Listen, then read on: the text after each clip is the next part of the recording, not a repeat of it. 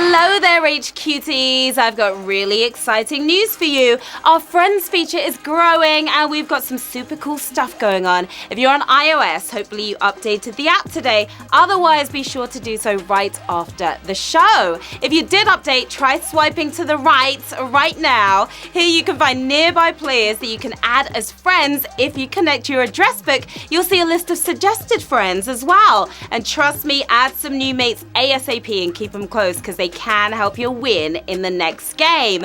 More to come soon. I'm Shazzy Carpenter, your friendliest of quizzes, and this is HQ Trivia, where what you know can win you dough. The rules to play are simple. I'm going to ask you a series of questions from easy to hard. You've got 10 seconds to tap your answer. You get it correct, you move on. Get all 12 right, and you win, or you split that cash. And today we have a very chummy £550 up for grabs. That could get you some fresh new looks for your wardrobe or a night on the town with your brand new HQ BFF. But before you spank it, you've got to bank it. Get your brain running and your thumbs thumbing, because here we go with Q1. According to the myth, what did fugitives use to put bloodhounds off their scent? Spangly starfish, blue dolphins, red herrings. Never nice to have bloodhounds on your scent. 3 fishy options, but did you sniff out the correct one? Normally a false lead, but it's the right choice. In this case, it's red herrings for the win here on Q159,000 if you went fishing and caught something big. The herrings were cured, giving them the red hue and making them stink enough to distract the dogs. That's how it worked. Q2. Which of these is a dating app that has made the term swipe right popular? Tinder, Flappy Bird, Dark Sky. Hopefully you tap right, as well as swipe right. You can swipe any direction you like. You still won't get to double figures on Flappy Bird. After a different type of fitness here, those fit guys and girls, is Tinder.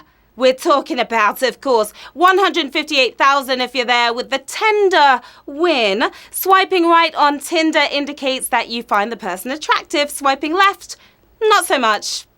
All right, it's shout-out time, players. Hello to Mandy, Malcolm, and Josh in Kent, the Green Chimneys crew, and Freya, Niall, and Ella as well. We've got Anne O'Malley and the Bristol team playing. Katie Paxman and James Cholland just got engaged. Congrats to the both of you. Also, big shout-out to the staff at Bristol SU helping their students through exam time. It's a tough time. Good luck to all of you players. On to Q3. The Magnificent Seven is based on which Japanese movie? Tokyo Story, Seven Samurai, Rashomon.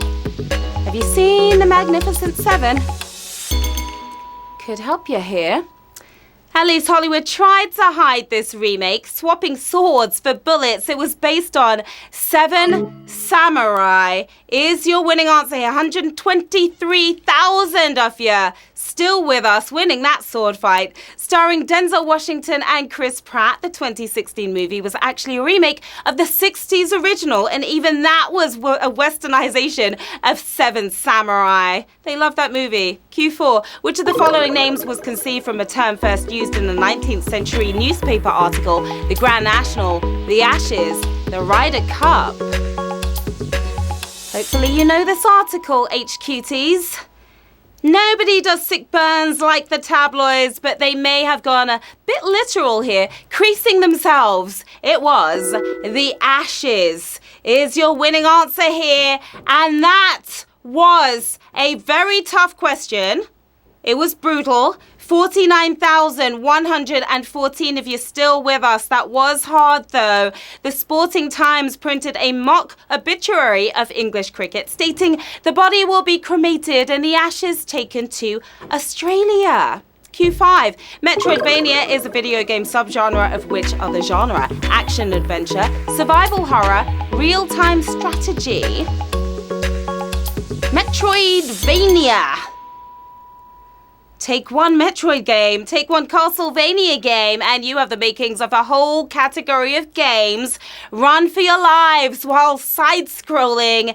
Action adventure is your answer. Another toughie, but 16,758 of you still part of this adventure. It's a word that introduced the word portmanteau to gamers. Perhaps only just tonight, though. Like, right that second. Q6. The lead singer of which of these bands was not born in Canada? Sum 41, Nickelback, Arcade Fire. Not born in the Great White North. 3 clearly Canadian bands, but whose singer is rocking a US passport, preferring quarters to nickels. It's Arcade Fire. 8,605 of you on fire here on Q6. Win Butler was born in California, but met the rest of the band while studying at McGill University in Montreal. Q7, who was French president when Britain first joined the European Economic Community? Charles de Gaulle, Valéry Giscard d'Estaing, Georges Pompidou. I love mangling French. We're kicking ourselves out of the sequel now, but which Frenchman welcomed us with open arms in the 70s? Far less pompous than his name would suggest. Georges Pompidou for the win here on Q7. And that was a savage question. Our first savage of the game. That was tough, and we are sorry to see 6,000 of you out of the game, but please continue watching, players. 2,889 of you remain with us. The original Brexiteer de Gaulle repeatedly blocked us from joining during his presidency. Q8, which of these is not a novel by Robert Harris? Bomber, Fatherland, Pompeii. Best-selling author and BBC journalist, Robert Harris. Harris loves a one-word title, but which of these monikers belongs to a different author? Ducking from cover to cover. Bomber is not by Robert Harris. 1,148 of you are the bomb. Lee Dayton's novel tells the story of an RAF bomber raid over Germany on the fictitious date of June the 31st, 1943. Of course, June the 31st does not exist on any year. Q9. Which of these historical figures lived the longest? Julius Caesar, King Henry V, Butch Cassidy. All from different time periods of history. They all died rather suddenly, but who lasted the longest before they croaked? The accidental inventor of the knife block. It's Julius Caesar, who lived the longest. 391 of you seized that one tightly. Butch and Henry both fell short of half a century, while Rome's celebrity salad was 55 when he got Brutus. So close in age there. Q10, which of these British comedy stars did not appear in Garth Marenghi's Dark Place? Noel Fielding, Bill Bailey, Stephen Merchant. Do you see a light at the end of the dark place? Of course you do. We all have NHS horror stories, but Dark Place Hospital was literally situated over hell. Despite having the perfect look for spoof 80s horror, it's Bill Bailey is the answer we were looking for. Perfect win there by 154 if you're here on Q10. Mighty Boosh's Fielding played a monkey man, while Ricky Gervais's lanky sidekick played a chef. Q11, which of these is the most expensive car number plate ever sold in the UK? 250 F1 VIP1. Hopefully they had a car to match. If you're dropping over $500,000 on a number plate, it had better be a blinder. The only figures fit for a Ferrari 250 GT SWB. It was 250. The answer we were looking for. That was a savage question. Sadly, here on Q11, you made it so far, but 16 of you are still with us. That was a tough one right there. 16 of you moving on to the final round with £550 up for grabs. Another 5 players using the extra lives to get back in. 21 players left in this game. Who was about to take home this win? Good luck to all of you. The first ever Christmas crackers were known by which name? Exploding Presents, Bangs of Expectation, Toy Snaps. Christmas crackers are my faves. I hope you crack this question.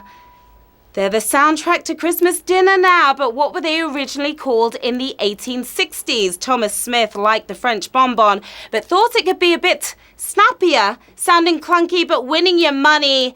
Bangs of Expectation is your winning answer here on Q12, and we have 8 winners, my lovelies.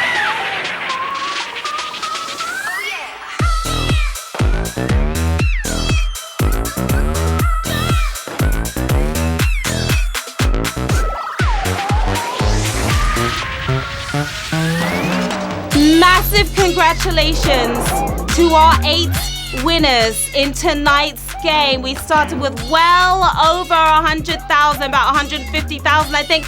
8 winners left, £68 and 75p you are taking home. We've got Rowan Fitzpatrick with his cool hoodie right there.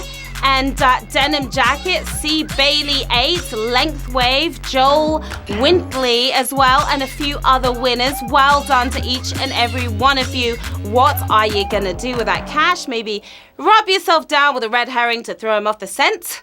Stock up early on Christmas crackers, why not? Or buy yourself the cheapest number plate ever. There's a lot you can do with that money. Another awesome game down, HQTs. You smashed it as always. Come find me on the socials. I'm right here. Request your shout outs. And just say hi if you want. There's more cash to splash tomorrow, so join us at 3 p.m. for another chance to get your mitts on £550. In the meantime, do not forget to update your app and add those friends to help you win.